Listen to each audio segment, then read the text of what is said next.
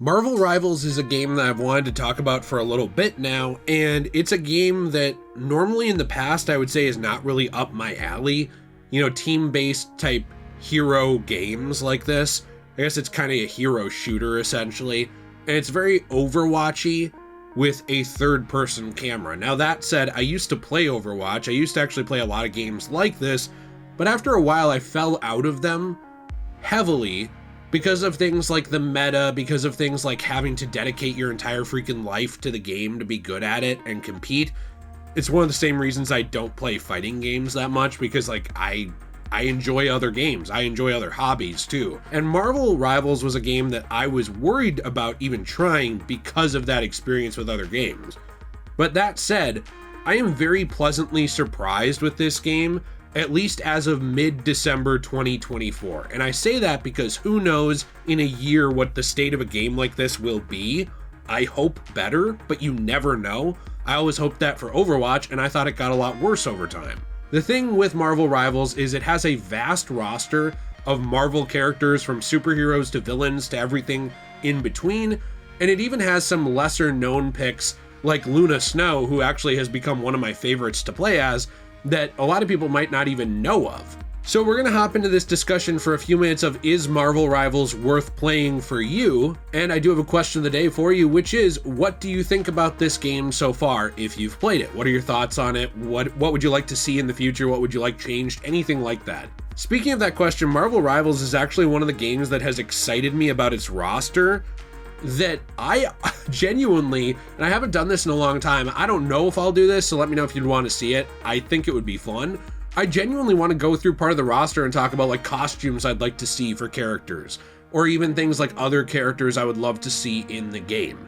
I used to do wish lists, I used to do things like that, especially for Marvel Spider-Man, for the Arkham games, for Injustice, things like that. I haven't done any in a while, but one reason I haven't is because there haven't been a lot of superhero games like this that have excited me when it comes to the potential for the future. But when I'm looking at Marvel Rivals and I'm looking at how good the roster is of who they already picked, the fact they were willing to do things, and they even said this in interviews, like both pick fan favorites but also go into the background of Marvel comics, movies, different things like this, and pick other characters that maybe aren't even as popular but get time to shine. Again, like Luna Snow, a character who kind of came up in the last handful of years, isn't huge, has appeared in some comics, has appeared in some mobile games, but a character that like this game has made me really like because her personality shines through, from her idle animations all the way down to her moveset. And this is something that I've noticed with a lot of characters, is they feel the same in the sense of it doesn't feel like you're playing a different game when you pick up another character.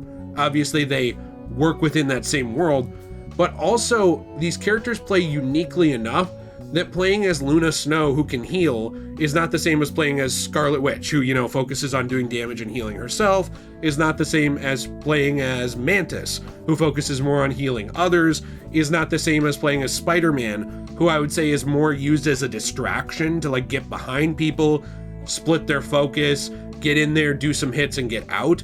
These characters are very different, but they function within the same world. Now, does that mean that I have no faults with the characters? No. Like, there are some characters that I don't understand the decisions around, and that no matter who I list, there's gonna be someone in the comments who says, well, actually, I'm very good at that character, and that's great. But there are some characters like Wolverine, or even Spider-Man, or I would say, you know, maybe even Winter Soldier, where it's like the tiny amount of health they have, it's not that they're not viable, but it's like you have to play them in a very specific way.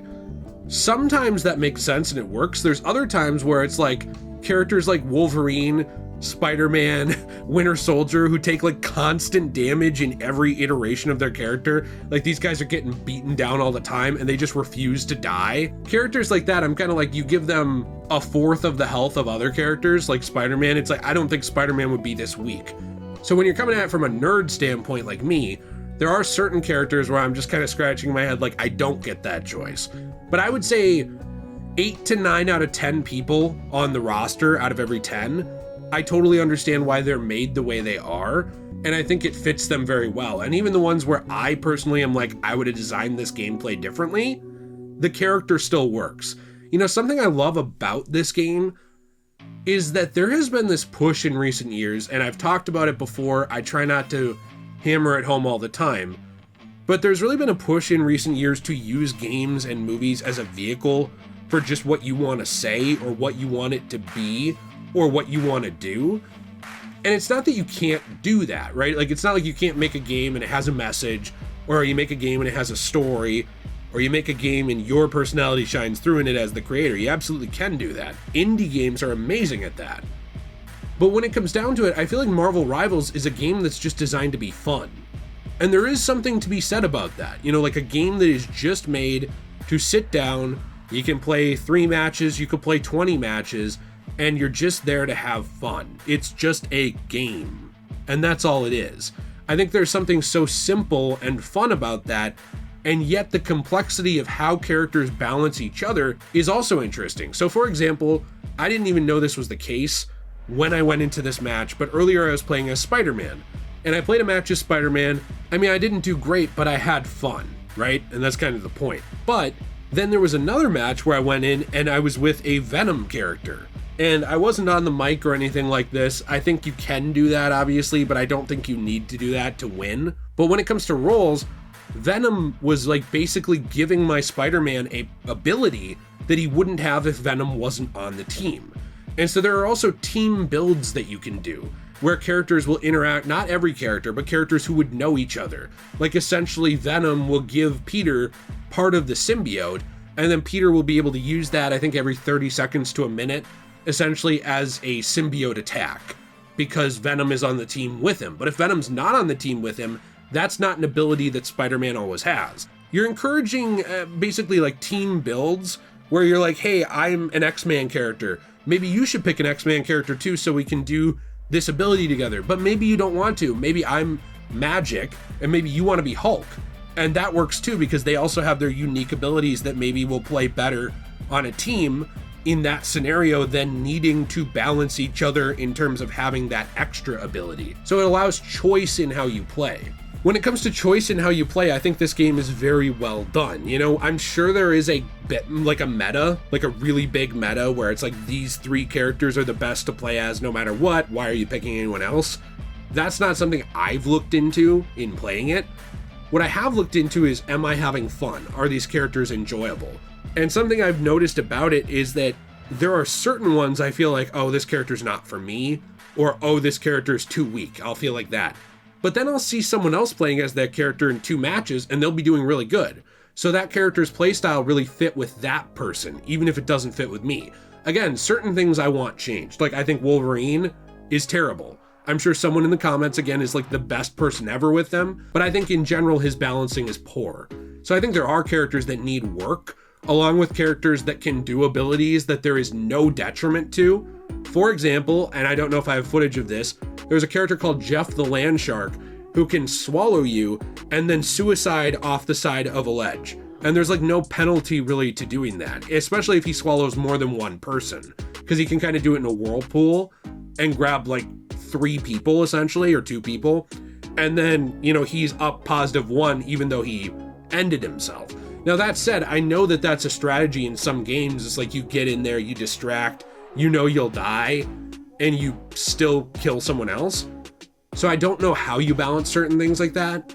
But that said, there are some moves that I feel like there's very little downside to for some characters, and then other moves that there's like a huge downside to that I'm sure will get messed around with.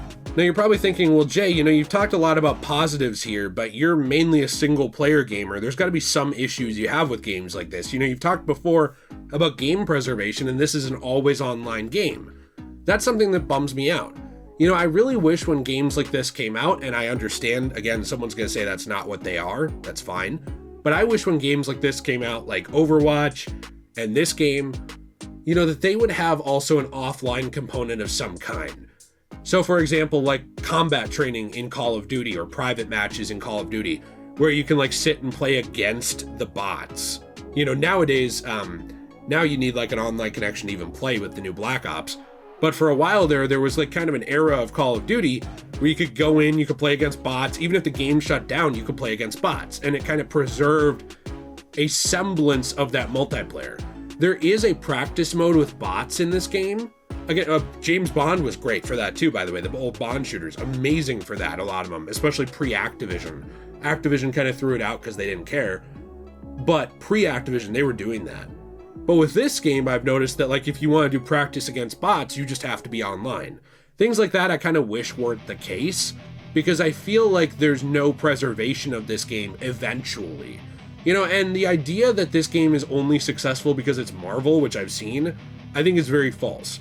Marvel has entered this age of, like, floundering movies and having a lot of problems, and there are so many different things, especially like the Sony Spider-Man spin-offs, that have Marvel characters, and they just flop. I don't think this game is just good because it's Marvel, or that it should just be preserved because it's Marvel. I don't think that's the reason why, like, this went well and Concord failed, and this should be preserved and Concord shouldn't. I personally believe, and I've said this before, that media I don't enjoy, unless it's something like illicit and illegal, like we're talking horrible materials of the, you know what I mean, like something just evil. I think that it should be preserved. You know, like games that I don't enjoy, I still think there should be some way to play a portion of that game at least. That's why I wish there was an offline mode. That's why I wish that there was more to the game, but it is free. And it's also very possible that more like that will be added over time. I just personally hope that it is. Another big negative I have with this game is the monetization around it. Now again, I pimp out Fortnite in a way where I'm like, hey, this is my Fortnite code. You know, if you want to use it to support my channel, I enjoy that game, I have fun. I get that monetization is something that's in games like this that are free.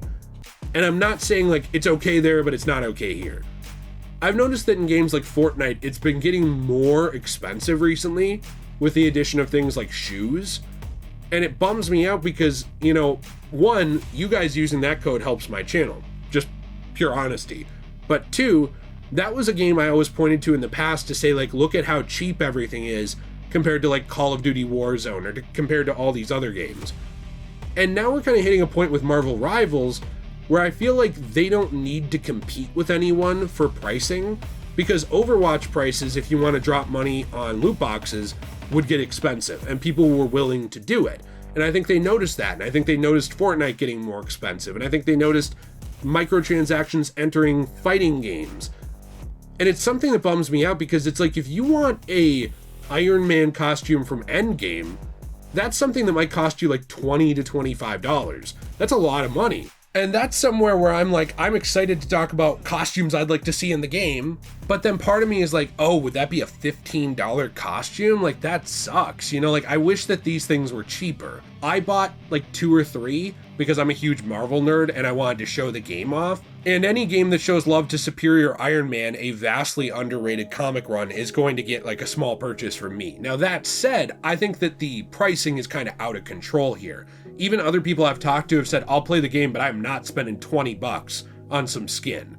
Now, League of Legends, all these other games, Counter-Strike, I think that things like pricing have just gotten out of control. And I think, unfortunately, they embolden games like this to just set their prices high, because they know if you like Spider-Man, you're probably going to spend $20 on a Spider-Man skin because you're a huge fan. Who are they going to compete with? Like, there aren't a lot of other superhero games like this game. And this game is made very well. So when you're filling that niche and there isn't anything really to compete with, and Overwatch is still popular but has been the brunt of a lot of criticism for broken promises, and it's not a superhero game, obviously, you don't really have to compete your prices with anything. They've done both very gracious things by giving out costumes. You know, if you're on PlayStation and you have a PlayStation Plus membership, I believe you get a couple of costumes for free, like Penny Parker and one for Spider-Man. I didn't like those costumes that much. I thought they were fine. I'm playing on Xbox, so I didn't get them. There have been other things that have been kind of stingy, like the prices, also like the idea that there are costumes that you only get for free on another console, but you don't get it on one. That always rubs people the wrong way. But I do think that a big positive with this game is that the world has gone very online with its gaming, and even though old people like me who are 30 were basically geriatric in today's society on the internet, even though people like me prefer single player games a lot of times, one thing I love about this game is it doesn't feed into the idea of You have to play this game right now or you're gonna miss out, you idiot. Oh, you missed that season? Guess you should have played then. Get good skill issue. Which is something I see a lot of people gatekeep with things like Fortnite and all these other games where they have seasonal battle passes, where they'll say, well, I played season 1. You didn't play it? Well, you don't deserve that skin. You don't deserve this. And they're kind of gatekeeping this dumb digital item. And it's unfortunate that I see that with a lot of games, but the great thing with Marvel Rivals is that it's not doing that. It has done that with one thing that made me actually mad, which is that there was a beta skin for Venom that I can't get, which is the blue Venom, which I will always argue is kind of slightly superior to black colored Venom. The black symbiote I think looks so cool when it's blue, like in Marvel vs. Capcom 2. There is actually a outfit like that I can't get because I wasn't part of that beta. That annoys me. I hate stuff like that. But I do love that the battle passes are not expiring. So if you want to jump into this game, say in 2 years, and I would assume it's still around because 10 million players right now or more are playing the game within 72 hours of its launch, which is crazy, I would assume that that game will still be around. And let's say they're on season 10. Well, you could go back and earn stuff in season 1 or 2 or 3. That's not something that a lot of other games can say. Very few games do that. I know games like the Master Chief Collection did that, but very few games do that. Most of them punish you with FOMO for not playing right now. Again, something that happened with that Venom skin, which I think is dumb, but something that's not happening with these battle passes. You can either decide to get the luxury battle pass where you actually pay to have a battle pass, and there are certain things you can unlock through that are exclusive to that luxury one, or you can not buy battle passes and there are certain things you can unlock that are just on a free track for that battle pass even if you don't buy it. I think that's actually a good way to do it. I think it's very consumer friendly. It's weird to me to see like very consumer friendly moves like that and not affecting gameplay. Something that games like Call of Duty really fell off for, in my opinion, where all of a sudden you could go to the store and you could buy a gun and an operator bundle and they would have like a gun pre-built with really good attachments on it, and then Activision would pretend it wasn't affecting the gameplay. Of course it was. It was pre-built with these attachments. Something I love about this is they're not doing that, and they're not timing it, and they're not punishing you for not playing the game right now. If you watch this video in 6 months and you decide to play the game then, you're not punished for that. I like that. More games need to do that. I'm tired of games treating themselves like they need to be my one special interest and I need to be like obsessed with them, and I miss a month of playing it and it's like, you miss out, sorry idiot. I'm sick of that. So something I love about Marvel Rivals is it has this vast roster. It has really cool cosmetics. They are too expensive. It has the ability to play the game without missing out. Go back, unlock stuff later if you want. But there are definitely things I don't like. I talked about the prices. I talked about the always online, the lack of preservation with that. I talked about giving away free things to one platform and not another. That pisses people off. Whether you like it or not, it just does. And that's where I think it needs more balancing. That's where I think it needs more time. But overall, personally, I have loved the game. Even if you just want to turn it on and play it for free and you don't want to buy anything, I think most of the characters have a good base default costume. They all come with one emote. I think it's fun. I think you can get a taste of the game and decide if you want to play it. But hey, here's what I'll say. If they want to keep those prices that high, the least they can do is a little bit of protection money, like Fortnite does, where it's like, I got my Fortnite code. Kind of hoping that Marvel Rivals does that, because this is a game that I do want to talk more about. Is it perfect? No. Do I have no faults with it? No, I have some faults with it. But overall, especially being free, I think this is a really fun game. I really enjoy it. I feel like they understood the characters' personalities. Most of the characters play the way you would think that they would. I really, really enjoy it. I love characters it's introducing me to. I've mentioned her a few times, but like Luna Snow, that's not a character I'd be a fan of if I hadn't played this game and kind of started to learn who she was. There's hidden lore, there's all kinds of hidden details on the maps. I think they did a really good job, and they made a game that's designed to be fun. It's also designed to be monetized, and I hope that that gets a little more under control. I'm a little tired of that personally, but that's me. Maybe other people don't mind, and they like dumping money into every online game. I personally don't.